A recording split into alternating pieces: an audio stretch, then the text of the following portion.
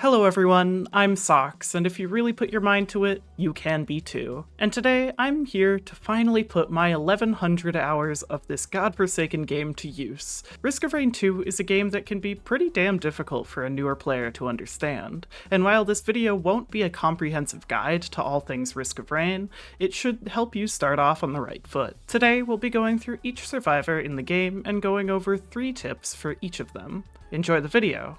And if you do, you should totally subscribe. You'd be the coolest girl in school if you did. Commando is a character that upon first glance seems rather simple, and to be honest, at least compared to the rest of the group, he kinda is. There are some added complexities that the game doesn't really explain too well for newer players though. Tip number 1 is for his secondary, Phase Round. It says this in its description, but I find that most people don't know that this ability gains 40% damage for every enemy it pierces. Because of this, hitting at least 3 enemies will allow you to proc both Kajaro's and Renault's bands. Commando can be frustrating since his only other way to proc bands is with his frag grenade, but if you have the patience, this approach works just as well. Tip number 2 is that Commando's tactical slide is almost always better than his tactical roll. Both can be used for simple movement, but the roll is much better for a multitude of reasons. The first is that it allows you to turn while you use it, allowing you to course correct if you find yourself heading towards something dangerous. Second, you can still fire while using the ability, which will keep your APM higher than it would be with roll.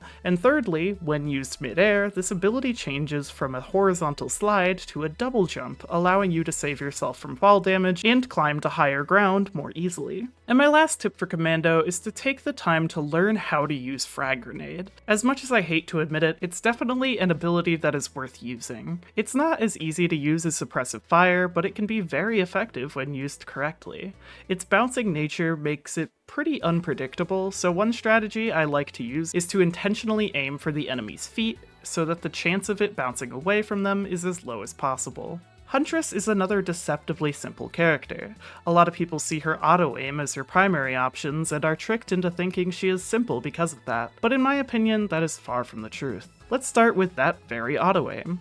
Just because there is an enemy on your screen does not mean that Huntress will lock onto them. No, instead, it's better to think of her lock-on range like a box that looks roughly like this. I've fallen into the trap of being confused when my abilities aren't locking onto enemies when they probably should as well, and this small trick should help you out with that. One small thing to remember if you are using Arrow Rain or Ballista is that they do not move you in the same way.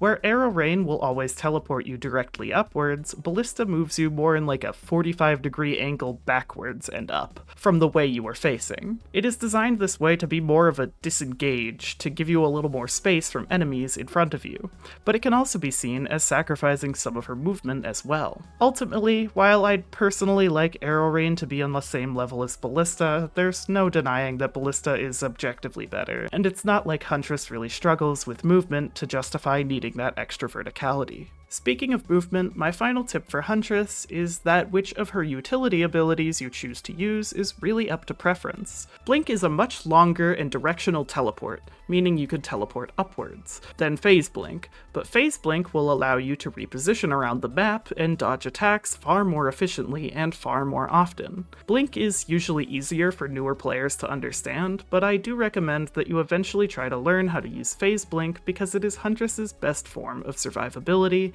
and can be used much more often as it has 3 charges. I don't play a ton of Bandit, but there are a few things I've learned from my time with him. Number 1 is that Desperado is almost always, if not actually always, better than Lights Out. Resetting your cooldowns is nice, but the damage Desperado has to offer is simply incomparable. Another tip is that attack speed is actually very helpful on Bandit. While his left click isn't affected by it much since it fires as fast as you can click, the animation speeds of all his other abilities are sped up as well, allowing you to not have to spend so much time aiming that Desperado shot. But on top of this, it also increases the speed of his reload mechanic on the primary fire. But mother, if Bandit's primary can shoot as fast as you can click, are attack speed items even worth it? Okay, firstly, I told you to sit silently and play on your DS while I was working. But secondly, by reducing the reload time, you will be able to attack more often, in turn giving you a higher damage output. Now, go away. You interrupt again, and I'm putting you in the crystal. Yes, mother. Bandit's shotgun primary is also more accurate if you slow down between your shots, which can be useful to know when fighting enemies at range. And finally, I know I'm really stretching with the 3 tips rule here, but Bandit's utility bounces you upward both when entering it and leaving it, allowing you to effectively triple jump when used correctly. To make this easier, the ability can be cancelled early by using any other ability. Mul-T has a lot of complexity to him due to his comical amount of abilities, but some are definitely more important than others. If you want to be a sweaty nerd and do the maximum amount of damage possible, there is a tech you can use while running rebar in both primary slots and his retool special ability. Normally, you need to wait a pretty long time between firing with his rebar puncher, but if you simply alternate your retool ability and primary fire, you can shoot incredibly fast, like this. You don't need to individually click your primary fire either. Holding down left click and spamming E will get the job done all the same. Attack speed items will also reduce the length of the retool animation, making this even more effective. For those who don't know, Mul-T's utility will actually deal much more damage with higher movement speed. There isn't much to say about this tip, but that it's just helpful to keep in mind if you intend to play into it. And finally, you might think that backup mags only work for Mul-T's base secondary, the blast canister, but in reality, it also works when you are running the scrap launcher in the secondary primary slot during power mode. Having enough of them will allow you to shoot them for much longer before having to wait for the reload. You can see the obvious difference here with how the left needs to reload and the right does not. This also works with attack speed, which can result in spectacles like this. Engineer can be a rough character to learn, but he is also very unique in that many items that aren't great on other survivors can be amazing on him. One item like this is the Genesis loop. For most other characters, the Genesis loop is kind of a waste of time, as activating it implies you are close to death. But since Engineer shares his items with his turrets, this means your turrets can use it far more consistently than you could ever dream to. This next tip is one that many people know already, but it is for the Harpoon utility. Usually the harpoons take a second between locking on to a particular enemy, but you can skip this by just whipping your camera around rapidly and putting the enemy in and out of the targeting area. It's kind of a pain in the ass to do well, which is why I don't bother doing it myself, but if you want to min-max your damage, this is definitely the way to do it. If you, for whatever reason, choose to use Engineer's shield over his harpoons, you should probably know that the wording of impenetrable shield is rather misleading. This can be most notably seen with area of effect attacks like from the mini mushroom. If it lands its attack on the top of your shield, it can still damage you despite being on the outside. This also goes for when it lands just outside the edge, the shield will not block the portion of the attack that is inside the shield. And I know this is a fourth tip, but I had to include it. Since your turrets have their own invisible supply of money, you can create an infinite money glitch if approached by a gilded elite. This can best be utilized with the gilded Halcyonite spawned from the Halcyon Pillar. Be careful though, your turrets can also collect your nuggets of gold when you drop them. Our first tip for Artificer is that these two abilities do not exist. Sure, you may use them if you would like a challenge, but both of them are far less useful than their alternative options. The plasma bolts have a much larger explosion radius than the flame bolts, but that's about it. Flame bolts deal much more damage. The flamethrower can dish out a decent amount of damage, but by taking it, you're sacrificing your only movement ability, which, if you've played this game, is a huge mistake. As for her secondary options, they are much closer in balance, and whichever you choose is up to you. The nano bomb is better for crowd control and damage, but is harder to hit with its arc, and the nano spear deals less damage, but applies the freezing debuff, which is one of the strongest in the game, allowing you to execute enemies at or below 30% health, including False Sun and Mithrix. Finally, in the beginning of this game's existence, Artificer had no use for attack speed items except for decreasing the time it took for you to charge your secondaries. But ever since Seekers of the Storm was released, whether intentional or not, attack speed items will now reduce the cooldown of both of your primary options. And while other ways of reducing your cooldowns exist, they can only reduce them to 0.5 seconds. This attack speed method allows her to lower that primary cooldown past the 0.5 second limit, which can be incredibly powerful. Obviously, on screen is a dramatization, but you get the point. Mercenary is a character that demands a decent amount of memorization. What I mean is, with his various abilities, it is important to remember what order to use them and when each is needed. Fire and forget just won't work with him. Tip number 1 for Merc is to play around his passive and expose mechanic. The best way to utilize this is to save his secondary abilities for when you have applied expose to an enemy, as they deal more damage than your primary. This attention to min-maxing your damage will help a lot in the long run, especially when dealing with stronger enemies. Tip number 2 has to do with his base utility, Blinding Assault. A lot of people will fall into the mistake of using the additional dashes just for more damage, and that works perfectly fine in most cases. However, it's also important to remember that this is also a valuable movement tool as well. To utilize this best, look out for enemies in front of you when you are running away from other dangers. Use your dash to chain more dashes, in turn giving you more distance. The best example I can think of is in Stage 3 of Mithrix's fight, where you can use the other various enemies to get farther away from the boss. And tip number 3 is pretty simple, but it's to remember Expose's other attribute of reducing all your cooldowns by 1 second, whenever you hit an enemy that has it on them. I know that may seem obvious to many of you, but I know from personal experience that this thing is hard to keep track of sometimes. I prefer to think of it as a passive buff in the background, like attack speed would be, rather than something I actively need to pay attention to because it's just easier that way. Rex is an interesting character in that his abilities are split into self-damaging and non-self-damaging abilities. But one thing I don't recommend while playing this character is to only run self-damaging abilities and vice versa. Try to mix and match abilities so that you can still use some without putting yourself at risk. I personally always use Directive Disperse over his Bramble Volley utility, because usually when I am using it, I am trying to disengage from an enemy and would prefer to do that without losing health. I think all of his abilities are viable, so it's really up to you to find which suits you best. Speaking of his utilities, I recommend you put in the time to learn how they work. They are a very unique movement tool in that they send you in the opposite direction you are looking. Looking down will turn it into a double jump, looking backwards will propel you forwards. It seems simple, but I find most people struggle with it at least a little bit. And my final tip is for the Eclipse players out there.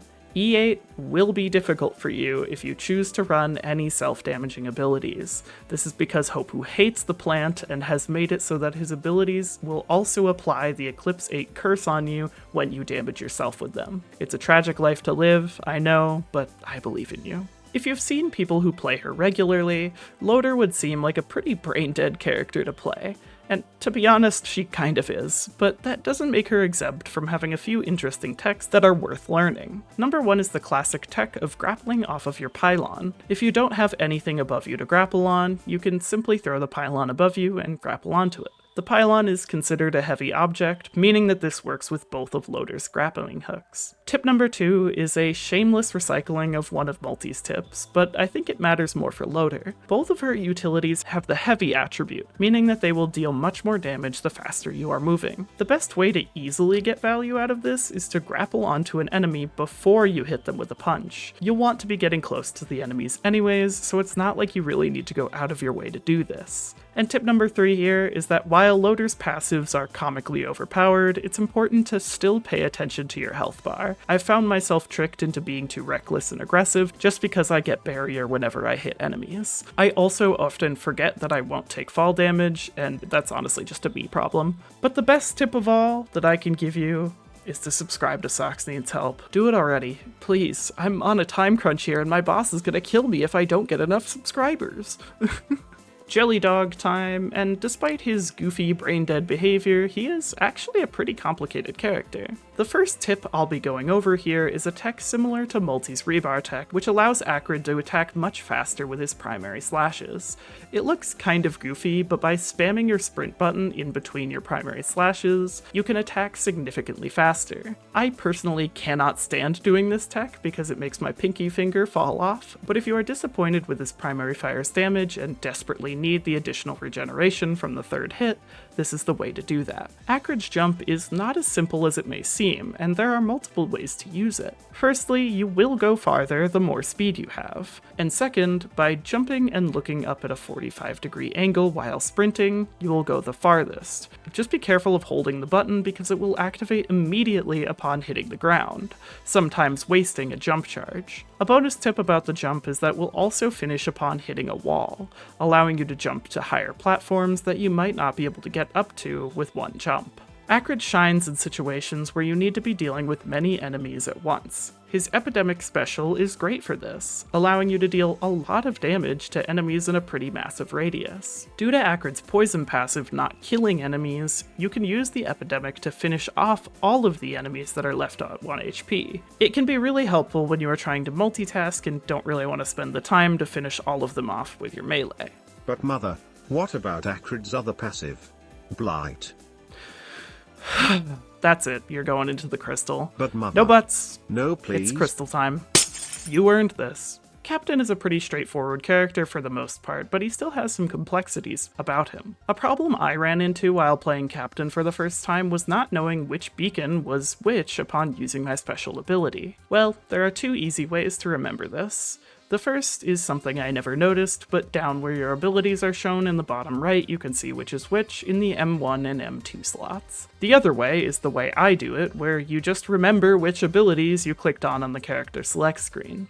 The top one will be your left beacon, and the bottom one, the right. Something I don't think is mentioned anywhere is that Captain's passive item, the defensive microbots, actually becomes much more effective when you have attack speed items. As much as 3 to 5 syringes can make a massive difference toward your defense against projectiles. I don't play a ton of Captain, so I'm going to be honest. Finding tips that weren't obvious things, like how you can't use his beacons or missiles in hidden realms, was kind of difficult.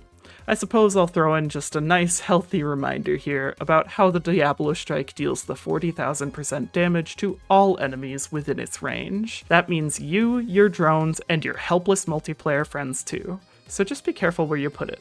Or don't, I don't care. Heretic is not really a character that many people play due to her not being accessible on the character select screen. She still has many interesting quirks though, so I'll include that here for the people who do decide to play her. My first tip is about her secondary ability.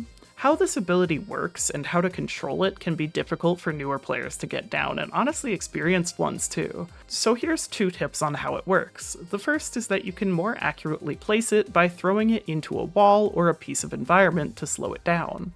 By throwing it at your enemy's feet, you can usually get some consistent value. Also remember that the longer you charge it, the farther it will go. Still though, I recommend you stick to her primary fire when dealing with small targets and airborne enemies. The next tip is for her utility, and is to simply remember that you cannot cancel this ability early. It can be pretty punishing when you are stuck in it, and while it does counter her negative health regeneration, it can also be the difference between killing a Scorchworm and it getting away. Minor stuff like that can be really annoying to deal with on Heretic, so just use it when you need it. Heretic has 3 jumps anyways, so it's not like you really need it for the movement. And finally, I have a few small item interactions I want to mention. Firstly is that having 2 cautious slugs will stop the negative health regeneration when you are out of combat, and having 3 or more will allow you to actually regenerate health. The Tesla coil will work while you are in your strides of heresy, so if you decide to grab a ton of stacks of strides, the Tesla coil makes it so that you aren't entirely useless. And lastly, remember that most equipment items can still be used during it,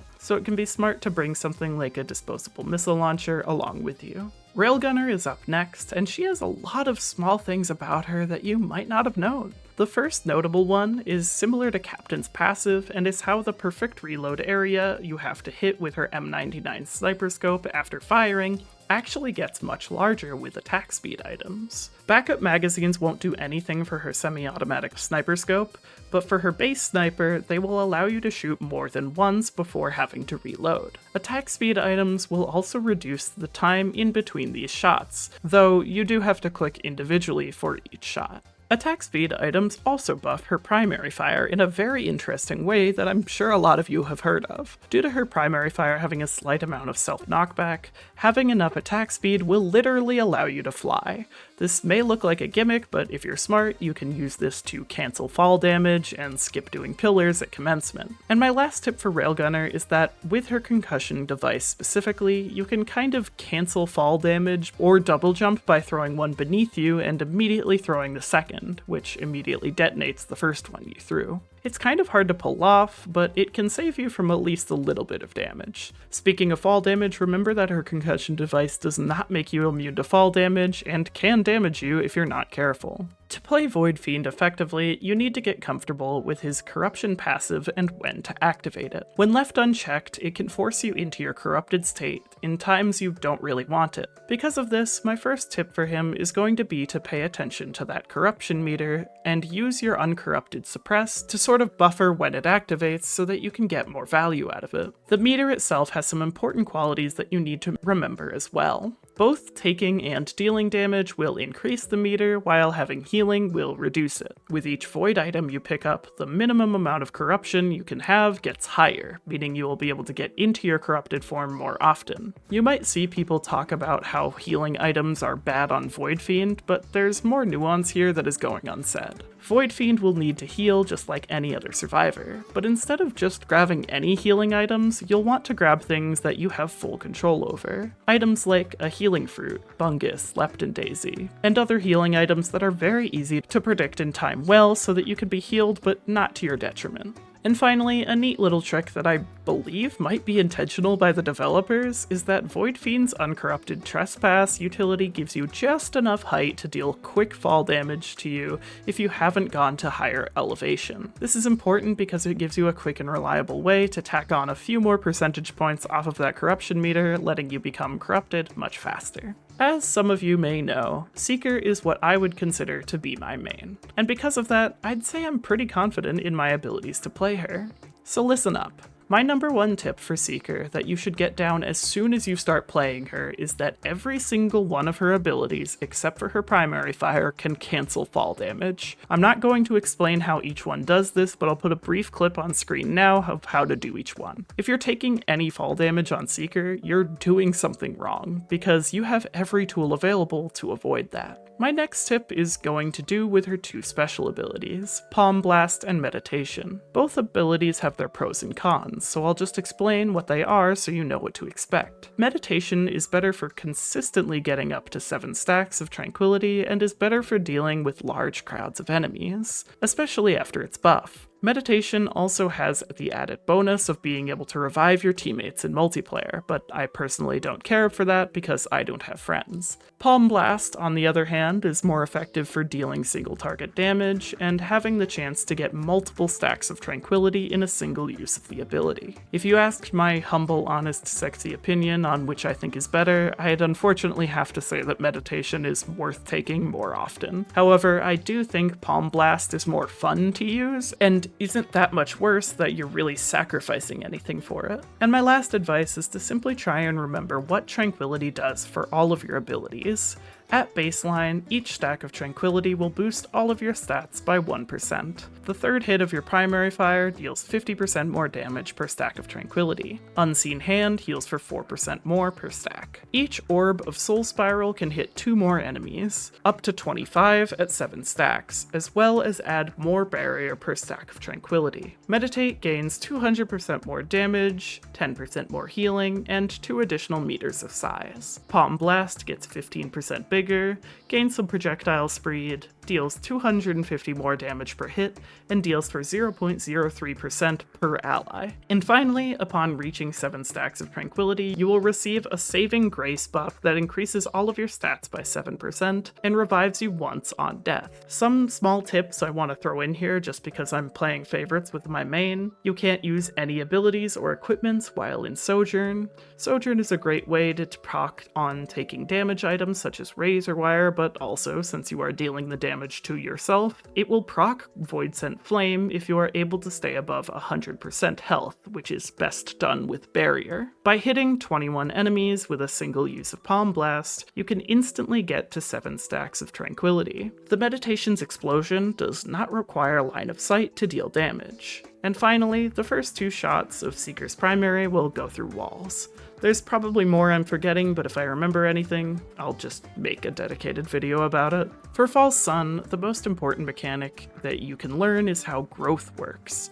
It's similar to Tranquility, except it works with any item that can give you more max health, including stat increases like the Prayer Beads and, shockingly, the Growth Nectar. If you usually play other survivors and are just trying out False Sun, you have to remember that the Bison Stake, which is usually not that useful on most survivors, is very powerful on the False Sun. The second tip concerns his passive. I think this passive is what deters people from playing False Sun because it seems pretty complicated at first glance, but it's actually really simple. All it entails is that the less lunar spikes you have, the faster you are, and the more regeneration you have. And the more lunar spikes you have, the higher attack speed you have with more armor. You can utilize this actively by saving the charges to attack faster against a boss or shooting all of your charges to escape a dangerous situation. Remember that both of your laser special abilities recharge your lunar spike count, so you can add that to your rotation of abilities as well. And finally, I highly recommend that you use his new utility, Meridian's Will,